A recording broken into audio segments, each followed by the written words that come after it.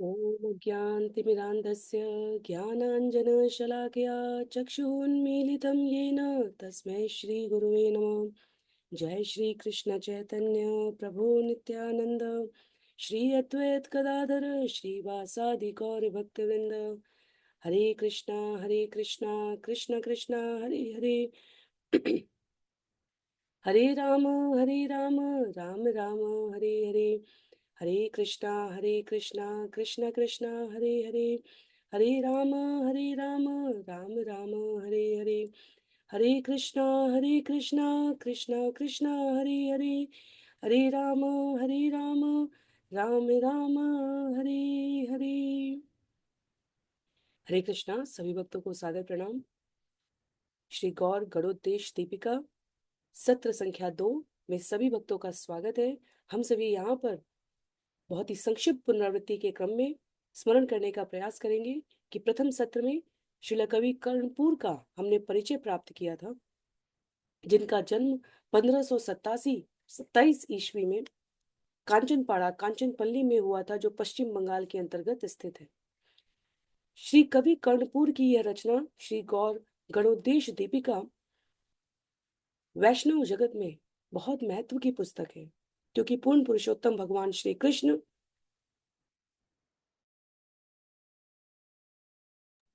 जब स्वयं भक्त रूप में चैतन्य महाप्रभु के रूप में अपने आप को प्रकट करते हैं, तब उनके संग के सभी सहायक पार्षद अनेकानेक लीलाओं में सहयोगी गण इस चैतन्य लीला में विभिन्न रूपों में प्रकट होते हैं। श्री कवि कर्णपुर ने उन सभी पात्रों को अत्यंत शोध पूर्वक उनके पूर्ववर्ती रूपों से यहाँ इस ग्रंथ में परिचित कराया है। और आरंभ करते हुए सबसे पहले उन्होंने अपने माता पिता का परिचय दिया है, जहां वो शिवानंद सेन के पुत्र के रूप में प्रकट हुए। पर शिवानंद सेन का परिचय बताते हुए कहते हैं कि वह वीरा देवी और दूती देवी नामक जो दो गोपियां भगवान श्री कृष्ण के साथ श्रीमती राधा रानी के मिलन की व्यवस्था हेतु संदेश वाहक का कार्य करती थी, द्वापर युग की लीला में वह मेरे पिता शिवानंद सेन चैतन्य महाप्रभु के सहायक के रूप में, प्रमुख पार्षद के रूप में चैतन्य लीला में प्रकट होते हैं, जो प्रति वर्ष पश्चिम बंगाल के अनेकानेक गांवों के स्थानों के भक्तों को लेकर अनेकानेक वर्षों तक, जब चैतन्य महाप्रभु जगन्नाथपुरी में निवास करते हैं, तो प्रतिवर्ष मिलन के लिए उनको संग में लेकर आते थे। तो पार्षदों का नाम परिवर्तित हो गया, पर उनका जो कार्य रहा वह चैतन्य लीला में भी वही रहा, जो उनके पूर्ववर्ती लीलाओं में भगवान के सहयोगी के रूप में था। भिन्न भिन्न स्वरूप में उपस्थित हुए भगवान के यह पार्षद भगवान को प्रिय लगने वाली अनेकानेक सेवाओं में उसी प्रकार संलग्न रहे। तो यह पूर्ववर्ती परिचय है, जहां पिता वीरा देवी तथा दूती देवी नामक गोपियों के संयुक्त स्वरूप शिवानंद सेन के रूप में चैतन्य लीला में प्रकट हुए और माता व्रज गोपी बिंदुमती रही। तदुपरांत पुस्तक का आरंभ करते हुए हम सभी ने प्रथम 5 छंदों में चैतन्य महाप्रभु के अवतरण में सभी प्रेरणा देने वाले आवश्यक गुरुओं का स्मरण करते हुए कवि कर्णपुर उनको नमन करते हैं, वंदन करते हैं। और ग्रंथ का परिचय देते हुए हमने पिछले सत्र में श्रवण किया था छंद संख्या 5 में, कि मैंने भगवान के उन सभी सहयोगियों के पूर्ववर्ती नामों का उल्लेख करने का प्रयास किया है, जिन्हें मैंने बंगाल, उड़ीसा तथा मथुरा के भक्तों के साक्ष्यों से श्रवण किया है। इन सभी प्रमाणों को एकत्र करके मैं यह पुस्तक लिख रहा हूं। और नमन किया था उन्होंने भगवान श्री कृष्ण चंद्र को, जो पहले भी इस जगत में प्रकट हो चुके हैं, वैसे ही जैसे भगवान श्री चैतन्य प्रकट हुए हैं। तो यहाँ गौर गणोद्देश दीपिका पुस्तक में पुनः कवि कर्णपुर इसको साक्ष्य के रूप में प्रस्तुत करते हैं कि पूर्ण पुरुषोत्तम भगवान श्री कृष्ण और चैतन्य महाप्रभु में कोई अंतर नहीं।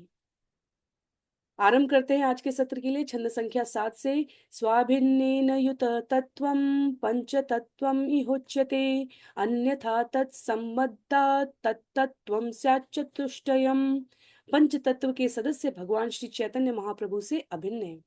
यदि वे उनसे भिन्न होते तो उन्हें चार सत्य के रूप में जाना जाता है। तो अर्थात पंच तत्व के सदस्य और श्री चैतन्य महाप्रभु में कोई भिन्नता नहीं है।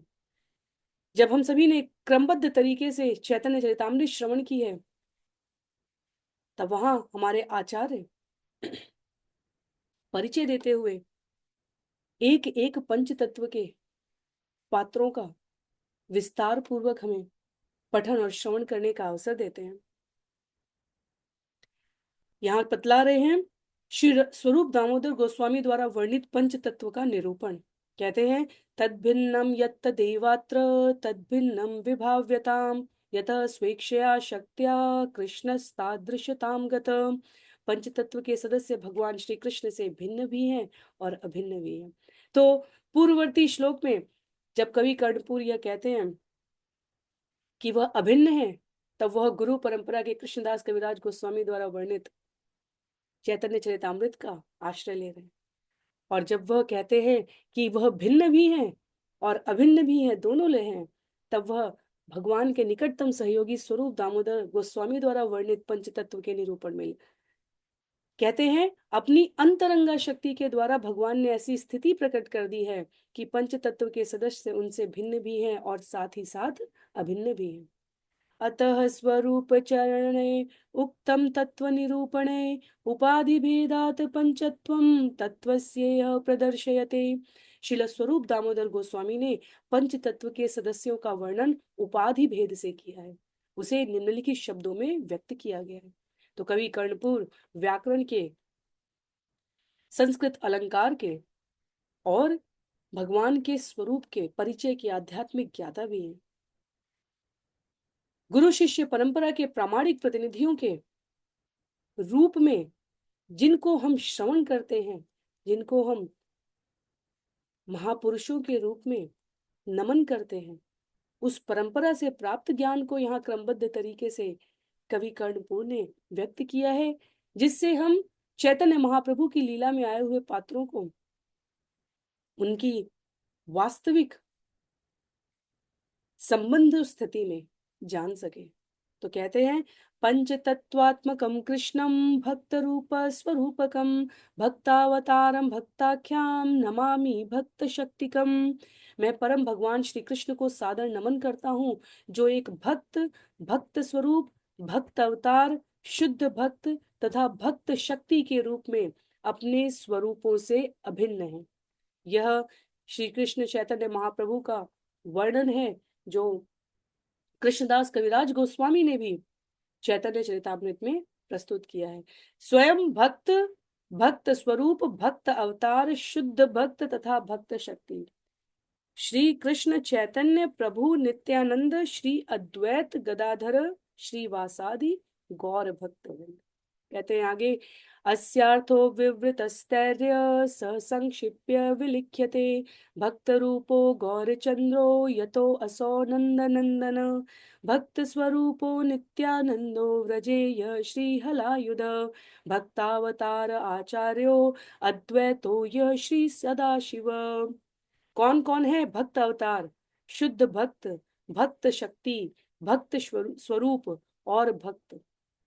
यहाँ परिचय है भक्ताख्या श्रीनिवासाध्या यतः ते भक्त रूपिण भक्त शक्ति द्विजाग्रण्य श्री गदाधर पंडित।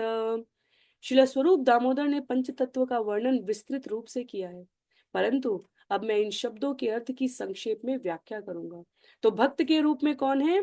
यह है पंच तत्व में भक्त रूप भगवान श्री चैतन्य महाप्रभु है। तो हमें परिचय जो हम पिछले श्लोक में हमने श्रवण किया है उसका यहाँ हमें परिचय दे रहे हैं। कह रहे हैं भक्त रूप में कौन है? श्री चैतन्य महाप्रभु हैं, जो और कोई नहीं अपितु पूर्व में नंद महाराज के पुत्र भगवान श्री कृष्ण हैं। भक्त स्वरूप कौन है? नित्यानंद प्रभु हैं, जो व्रजभूमि में भगवान बलराम के रूप में प्रकट हुए हैं। भक्त अवतार कौन है? अद्वैत आचार्य हैं। जो कि भगवान सदाशिव से अभिन्न है। शुद्ध भक्त श्रीनिवास को यहाँ बताया गया है।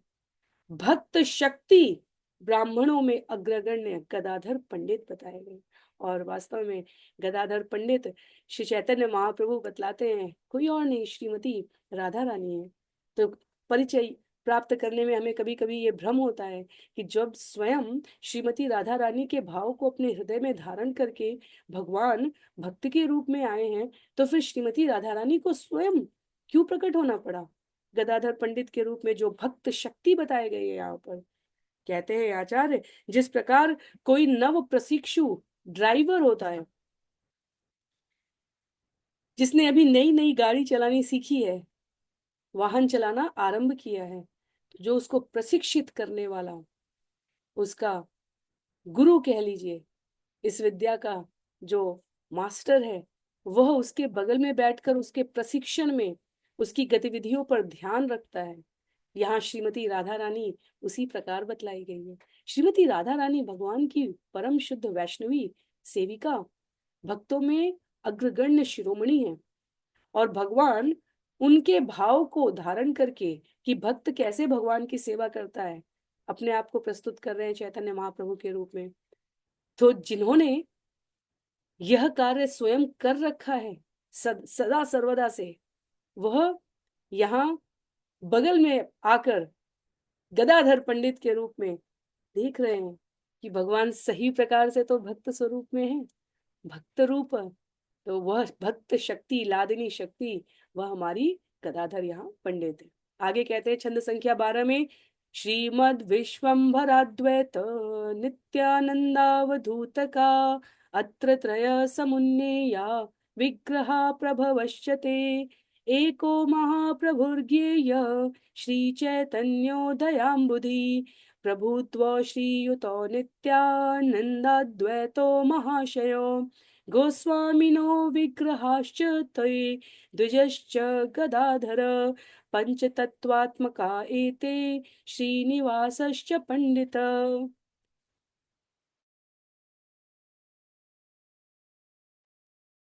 आगे परिचय दे रहे हैं, भगवान चैतन्य, नित्यानंद तथा अद्वैत सभी परम भगवान के अवतार हैं और वे सभी प्रभु के नाम से जाने जाते हैं। इनमें से भगवान चैतन्य जो करुणा सिंधु हैं, वे महाप्रभु के नाम से जाने जाते हैं, तथा महामहिम भगवान नित्यानंद तथा भगवान अद्वैत आचार्य केवल प्रभु के नाम से जाने जाते हैं। तीनों को गोस्वामी, इंद्रियों के स्वामी के नाम से भी जाना जाता है। गदाधर को द्विज ब्राह्मण कहा जाता है तथा श्रीनिवास को पंडित के नाम से जाना जाता है। तो आचार्य हमें इस अर्थ में परिचित करा रहे हैं जिससे हम चैतन्य चरितामृत के जिन विषयों को हमने श्रवण किया है, अब उनके कार्यकलापों लीलाओं को सुनने के पश्चात हम इन उपाधियों से उन्हें संबद्ध कर पा रहे हैं। तो जिन्होंने क्रमबद्ध तरीके से चैतन्य चरितामृत के सत्रों को श्रवण किया है, वे परिचित हैं कि अनेकानेक बार गौर गणोद्देश दीपिका का परिचय आया है। अनेकानेक पात्र हैं जिनके हमने नाम वहां श्रवण किए थे और पूर्व परिचय के रूप में सदैव हमने श्रवण किया। कृष्णदास कविराज गोस्वामी द्वारा लिखा गया था कि गौर गणोद्देश दीपिका में कवि कर्णपूर ने इनका परिचय पूर्ववर्ती लीला काल में इस पात्र के रूप में दिया है। और यहाँ आरंभ करते हुए पंच तत्वों से आगे बढ़ते हुए कहते हैं छंद संख्या 13 में, यद उक्तम तत्र गोस्वामी श्री स्वरूप पदाम्बुजे त्रयो अत्र विग्रहा गेया प्रभवश्चात्र ते त्रय एको महाप्रभुर्गेयो द्वौ प्रभु सम्मतो सताम। श्री स्वरूप दामोदर गोस्वामी ने समझाया है कि महाप्रभु की उपाधि का प्रयोग केवल श्री भगवान श्री चैतन्य महाप्रभु के लिए किया जाना चाहिए। चाहे प्रभु शब्द का प्रयोग चैतन्य, नित्यानंद तथा अद्वैत तीनों के लिए किया जाए, क्योंकि वह स्वयं भगवान के स्वरूप विस्तार है। तो भक्तगण भगवान श्री चैतन्य को महाप्रभु, भगवान नित्यानंद एवं भगवान अद्वैत को प्रभु के नाम से पुकारते हैं। येषां पार्षद्वर्गा ये महान्त परिकीर्तिता नित्यानन्दगणा सर्वे गोपाला गोपवेशिनाम् एषा संबद्ध संपर्का गोपाल सत्तमा। श्री चैतन्य भगवान नित्यानंद तथा अद्वैत आचार्य के सभी सहयोगी महांत के नाम से विख्यात हैं। भगवान नित्यानंद के सभी सहयोगी भगवान श्री कृष्ण के समय में गोप बालक थे।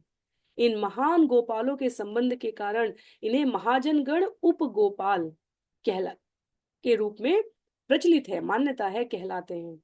तत्र श्रीमन्नवद्वीपे विश्वम्भर समीपत विलसन्ति स्म ते ज्ञेया वैष्णवा हि महत्तमा। नवद्वीप में भगवान श्री चैतन्य के सहयोगी सर्वाधिक उन्नत माने जाते हैं। जैसे द्वापर युग की लीला में जो महात्मा मथुरा धाम का है, नव द्वीप की महत्ता चैतन्य चरितामृत में उसी अर्थ में कही गई, इसलिए सर्वाधिक उन्नत कहा गया है नवद्वीप धाम। वृंदावन के बाहर का वृंदावन है, गुप्त वृंदावन में से कई गुप्त वृंदावन बताए गए हैं, उनमें से एक गुप्त वृंदावन हमारा नवद्वीप धाम भी कहा गया है। उसके उपरांत नीलांचले ये ख्याता ते ही ज्ञेया महत्तरा दक्षिणादि दिशा याने ये संगो महाप्रभो ते ते महांत मंतव्या परे ज्ञेया स्वयोग्यत। इसके बाद जगन्नाथपुरी में भगवान के सहयोगी महत्तर कहलाते हैं तथा उनके बाद वे महान आत्माएं आती हैं जो भगवान श्री चैतन्य महाप्रभु को उनकी दक्षिण भारत तथा अन्य स्थानों की यात्रा के दौरान मिले, वे उन्हें महंत कहते हैं। तो आज के सत्र में हम दो प्रमुख विषय को जान रहे हैं। पंच तत्व के जो पात्र हैं उनमें पूर्ण पुरुषोत्तम भगवान श्री कृष्ण जो चैतन्य महाप्रभु, नित्यानंद प्रभु, अद्वैत आचार्य है, वह तीनों प्रभु हैं। उनमें से चैतन्य स्वरूप भक्त रूप भगवान का वह महाप्रभु कहा गया। गदाधर पंडित शक्ति भक्त शक्ति हैं और हमारे श्रीनिवास आचार्य आदि भक्तगणों को उनमें कहा गया ये प्रमुख है जो कि शुद्ध भक्त हैं। तो ये महाप्रभु, प्रभु और शक्ति शुद्ध भक्त, इनका परिचय देते हैं यहाँ कवि कर्णपुर। उसके बाद स्थानों के आधार पर जो लीला में सहयोगी पार्षद गण हैं उनका परिचय देते हुए कहा गया है जो नवद्वीप के सहयोगी हैं वह महत्तम कहे गए हैं, जो जगन्नाथपुरी में भगवान के सहयोगी हैं वो महत्तर कहे गए हैं और उनके पश्चात जो दक्षिण भारत तथा अन्य स्थानों की यात्रा के दौरान मिले उन्हें महंत कहा गया है। अतः स्वरूप चरण उक्तम गौर निरूपणो पंचतत्वस्य संपर्कात् ये ख्याता महत्तमा ते ते महांतो गोपाल स्थानाशरण्याधिवाचका। भगवान श्री चैतन्य के वर्णन में श्रील स्वरूप दामोदर गोस्वामी व्याख्या करते हैं कि पंच तत्व के उदात्त सहयोगियों में वे भक्त आते हैं जो पूर्व में गोप बालक थे जिन्होंने भगवान श्री कृष्ण के साथ लीलाएं की थी। रसज्ञा श्री वृंदावनम इति यमाहु बहुर्विदो यमेतं गोलोकं कतिपय जना प्राहुरपरे सितद्वीपं प्राहु परम अपि परव्योम जगत् पुनर्दीपम सोयम जगति परमाश्चर्य महिमा। कुछ प्रबुद्ध भक्तों के अनुसार नवद्वीप तथा वृंदावन एक समान है। कुछ अन्य भक्त कहते हैं कि नवद्वीप वास्तव में आध्यात्मिक धाम गोलोक है। कुछ कहते हैं कि नवद्वीप श्वेत द्वीप धाम है तथा अन्य कहते हैं कि नवद्वीप वस्तुतः वैकुंठ का आध्यात्मिक आकाश है। अद्भुत दीप्तिमान नवद्वीप की जय हो। तो पहले प्रमुख तत्वों की बात है, उसके पश्चात स्थानों की बात है और उन स्थानों में विभिन्न आचार्य अपनी अपनी अंतर्गत अनुभूति पर, और आचार्यों को श्रीमद् भागवतम में इसका अधिकार है कि वह विषय का निरूपण, वर्गीकरण, प्रस्तुतिकरण अपने अनुभूति के आधार पर, क्योंकि सबके लिए सत्य उनके हृदय में भगवत अनुभूति से उपस्थित है और विषय के अनुसार वह उसको, और ये प्रामाणिक आचार्यों को ये स्वतंत्रता है। तो या तो उन्हें हम उनके द्वारा वर्णित इस विषय के आधार पर नवद्वीप को गोलोक माने, वैकुंठ आध्यात्मिक आकाश के रूप में माने, वृंदावन और नवद्वीप को एक समान माने। सभी अर्थों में जो परिणति है वो ये कि नवद्वीप दीप्तिमान अद्भुत स्थान है और इसकी जय हो। तो आज के सत्र के लिए अंतिम कुछ एक छंद यहाँ पर लेंगे हम सभी, जिसमें कहते हैं कवि कर्णपुर, तस्मिन् वासा मुरिचकार नृहरि विश्वम्भराख्याम् तदत्तच्चेष्टावशत समस्त महतां वसोऽपि तत्राभवत् तैसाकं महती हरे अनुगुणाकारापि लीला भवद्यत्रासि जगतां मनो परमानंदाय मग्नं यत। विश्वंभर नाम स्वीकार करके परम भगवान ने नवद्वीप में वास किया। वहां उन्होंने अपने उदात्त सहयोगियों के साथ बहुत लीलाएं की और उन लीलाओं ने इस लोक के वासियों के मनों को अति दिव्य आनंद में डुबो दिया। तो व्यक्ति के रूप में, भक्त के रूप में भगवान का जो स्वरूप है उसका आध्यात्मिक परिचय, उस स्थान के रूप में जहां भगवान उपस्थित हुए हैं उसका आध्यात्मिक परिचय, और अब लीलाओं में जो सहयोग कर रहे हैं वो महत्तम, महत्तर और महंत उन पार्षदों का परिचय देने के उपरांत भगवान कहते हैं, भगवान के संबंध में कवि कर्णपुर कहते हैं, इन सब के सहयोग से जो लीलाएं उपस्थित की गई हैं वह अद्भुत हैं और दिव्य हैं। यह सत्येसित वर्णम आदद्दसो श्री शुक्ल नामा भवत् त्रेतायां मखम भुङ्गमाख्याम् उचितो अभूद्वक्त वर्णं ददत् यः श्यामो दददास्वर्ण कमम् उमं श्यामं युगे द्वापरे सोऽयं गौरविधु विभाति कलयन्नामावतारं कलो। वही परम भगवान जो सतयुग में श्वेत वर्ण के भगवान शुक्ल के रूप में, त्रेता युग में रक्त वर्ण के भगवान मखमुख के रूप में तथा द्वापर युग में श्याम वर्ण के भगवान श्री श्याम सुंदर के रूप में प्रकट हुए थे, वे कलयुग में भगवान श्री चैतन्य के गौरचंद्र रूप में प्रकट हुए हैं तथा भगवान श्री हरि के अवतार उनके पवित्र नामों के कीर्तन में लगे हैं। तो यह छंद हमारे लिए बहुत महत्व का है, क्योंकि यह प्रामाणिक रूप से विभिन्न युगों में भगवान की इच्छा और योजना के अनुसार भक्तों की प्रसन्नता के लिए उनको सुख पहुंचाने के लिए भगवान के द्वारा धारण किए गए विभिन्न रूपों को बताता है। भगवान शुक्ल श्वेत वर्ण के सतयुग में उपस्थित हैं, रक्त वर्ण के मखमुख के रूप में, द्वापर में श्याम सुंदर और कलयुग में श्री चैतन्य गौर चंद्र के रूप में प्रकट होकर भगवान के अवतार पवित्र नाम के कीर्तन में लगे हैं। तो नाम प्रभु कहा जाता है। भगवान ने अपने नाम में अपनी सारी शक्ति डाल दी है और इसलिए भगवान उसको प्रामाणिक रूप से जन जन को वितरित करने के लिए स्वयं अपने कार्यों में, गतिविधियों में उसको रूपांतरित प्रस्तुतिकरण के रूप में भक्तों के संग, सहयोगियों के संग स्वयं भक्त बनकर प्रस्तुत कर रहे हैं। इन सभी पंक्तियों के द्वारा कवि कर्णपुर यहाँ पर भूमिका स्थापित कर रहे हैं। आगे के सत्र में हम सभी श्रवण करेंगे कलयुग के संप्रदायों के बारे में, जिसका श्रीमद् भागवतम में स्वयं सुखदेव गोस्वामी द्वारा महाराज परीक्षित को बताते हुए, और सुखदेव गोस्वामी और महाराज परीक्षित के इस वृत्तांत को सूत गोस्वामी जी द्वारा नैमिषारण्य के जंगल में हजारों हजार ऋषियों के समक्ष प्रस्तुत किया गया है कि कलयुग के प्रामाणिक संप्रदाय क्या हैं और उन संप्रदायों का यहाँ प्रामाणिक परिचय आचार्य कौन हुए हैं। कवि कर्णपुर उनको भी प्रस्तुत करेंगे। तो छंद संख्या 21 से इस विषय को हम सभी अगले सत्र में श्रवण करने का प्रयास करेंगे। आज के लिए श्री गौर गणोद्देश दीपिका पुस्तक के इस सत्र संख्या 2 को यहीं पर विराम देते हैं। सभी को बहुत बहुत आभार। हरे कृष्णा। अनंत कोटि वैष्णव वृंद की जय।